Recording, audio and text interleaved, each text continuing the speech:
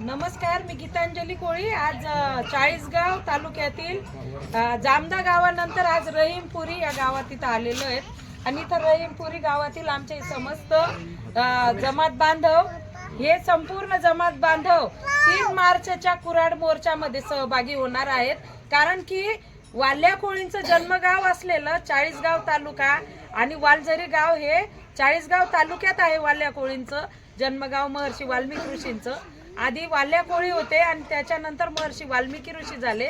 त्यांचं जन्मगाव हे चाळीसगाव तालुक्यातील वालझरी येथून 5 किलोमीटर आहे आणि त्या गावी यांचा जन्म झालेला होता।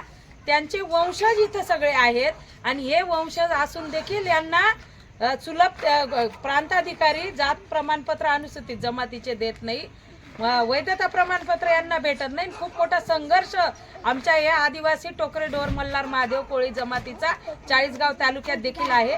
म्हणून त्रासाने किटलेले पिटलेले आणि वंचित असलेले शोषित असलेले आमचे चाळीसगाव तालुक्यातील जामदा रहीमपुरी तसेच आता वडगावला जाणार आहे, मी तर बहाळला जाणार आहे। तर येथील या पंचक्रोशीतल्या गावातील या वाल्मिकी ऋषींच्या जन्म गाव असलेल्या गावाजवळील हे सगळे बांधव हे कुराड मोर्चाला मोठ्यातल्या मोठ्या संख्येने सहभागी होणार आहेत आणि सरकारला जाब विचारणार आहेत की जर तुम्ही शिक्षणासाठी आम्हाला जर प्रमाणपत्र वैधता प्रमाणपत्र देणार नसाल तर वाल्या कोळीची हातात कुराड धरून आम्हाला दरोडे टाकायची परवानगी द्या।